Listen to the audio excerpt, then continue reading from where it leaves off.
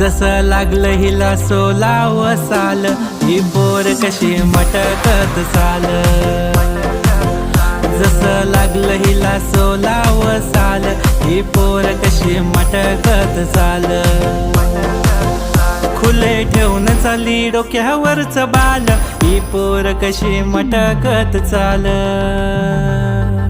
जसं लागलं हिला सोलाव साल, ही पोर कशी मटकत चाल.